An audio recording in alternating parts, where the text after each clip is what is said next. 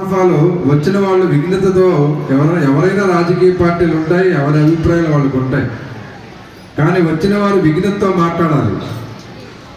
నోరుందగానే ఇష్టం వచ్చినట్టు మాట్లాడితే చెల్లుబాటు కాదు. మాటకు మాట చెప్పవచ్చు, దెబ్బకి దెబ్బ తీయవచ్చు, అది నిమిషాల్లో పని. కానీ అటువంటి కుసంస్కారం, దొంగ కేసులు పెట్టడం, జాగాలు కబ్జాలు చేయటం, ల్యాండ్స్ కబ్జాలు చేసే అలవాటు ఇక్కడ వెంకట్రావు గారికి కానీ, జగదీష్ గారికి కానీ, మాకు కానీ ఎవరికి లేదు. ఇంకొక విషయం,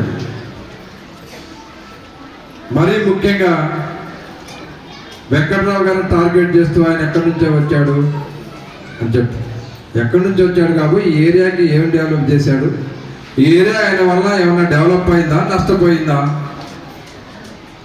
టాటా కూడా ఇక్కడ, టాటా ఎక్కడో మహారాష్ట్రలో ఉంటాడు, ఇక్కడికి వచ్చి ఇండస్ట్రీస్ పెట్టాడు. నువ్వు మహారాష్ట్రుడివా, ఇక్కడలా పెడతావు, వెళ్ళిపోని మనం అంటావా? తద్వారా మనకి అనేక లబ్ధి జరుగుతుంది. బయట నుంచి ఎవరైనా రావచ్చు, వ్యాపారం చేయొచ్చు. మనకి దానివల్ల మేలు జరిగిందా, కీడు జరిగిందా అనేది ముఖ్యం. కీడు జరిగితే మనం బయటికి పంపించాలి. మేలు జరిగింది కాబట్టి ఇలా పిలిచిందే తడుగా మీరు అందరూ కూడా ఇక్కడికి వచ్చి ఇన్ని గంటలు కూడా మీరు కూర్చొని వారిని ఆదరిస్తున్నారు. ఆ విషయం వాళ్ళు తెలుసుకోవాలి. మరి ముఖ్యంగా రాజకీయాల విషయానికి వస్తే,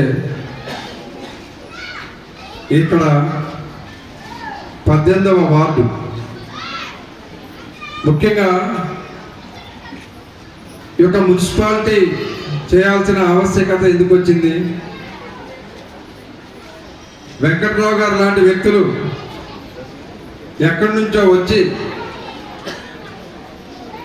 ఇవాళ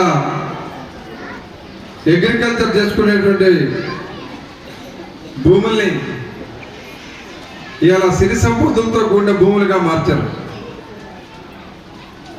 దానివల్ల మనం ఎక్కడి నుంచో వచ్చి ఇవాళ ఇక్కడ స్థిర నివాసం ఏర్పరచుకొని ఉంటున్నాం. ఎవరో చేస్తే కదా మనం కొనుక్కునేది, మనం డైరెక్ట్గా వచ్చి కొనుక్కోలేం కదా దాన్ని.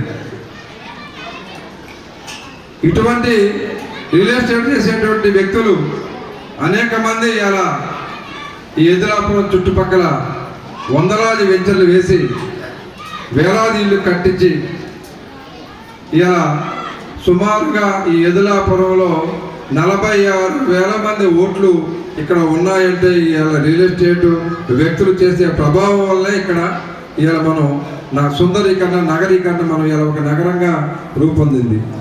ఈ నగరం మరింతగా అభివృద్ధి చెందాలి, ఇక్కడ మౌలిక సదుపాయాలు కల్పించాలి, ప్రజలకు మెరుగైన జీవన ప్రమాణాలు కల్పించాలని చెప్పేసి ఇక్కడ గ్రామ పంచాయతీల ద్వారా జరగదు. గ్రామ పంచాయతీల ద్వారా నిధులు రావడం చాలా కష్టం. అందుకనే మనం దీన్ని మున్సిపాలిటీగా చేస్తే అభివృద్ధి చెందుతుంది అనేది శ్రీనివాస్ రెడ్డి గారి అనుకోలేదు. గత 10 సంవత్సరాల క్రితం తుమ్మలనాథరావు గారు కూడా అనుకున్నారు, దీన్ని కార్పొరేషన్లో కలుపుదామని చూశారు. కొన్ని సాంకేతిక కారణం వల్ల ఆగిపోయింది.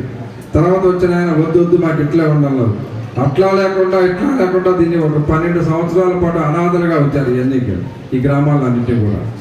కానీ అలా కాకుండా శ్రీనివాస్ రెడ్డి గారు వచ్చిన తర్వాత ఈ ఎదులాపూర్ మున్సిపాలిటీని ఈ పాలేరు నియోజకవర్గంలో ఈ ఖమ్మం జిల్లాలో ఆదర్శంగా నిలపాలనే ఉద్దేశంతో 32 వార్డులతో ఈ యొక్క మున్సిపాలిటీని మనం ఇలా ఏర్పాటు చేసుకోవడం జరిగింది. కాంగ్రెస్ ప్రభుత్వం చేస్తున్నటువంటి అభివృద్ధి కార్యక్రమాలు మీకు తెలుసు. పేదలకి ముఖ్యంగా 200 యూనిట్లు ఉచిత కరెంటు కానీ, ఇలా ఎప్పుడో 1985లో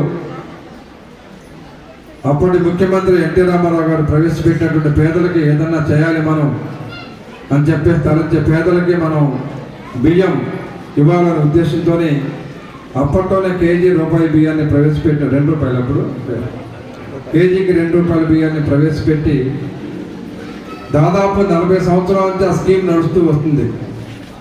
కానీ పేద ప్రజలకి ఏమైనా ఉపయోగపడిందా అంటే ఏమీ లేదు. ఇలా రేషన్ బియ్యం తీసుకోవటం, అలా అమ్ముకోవటం. కారణం ఏంటంటే అది తినే బియ్యం కాదు, మనం ఇంత లావు దొడ్డుగా ఉంటాయి. అవి మనం తినలేకపోవటం వల్ల ప్రభుత్వానికి వేల కోట్ల ఖజానా పడుతుంది, పేదలకు ఉపయోగం లేకుండా పోతుంది.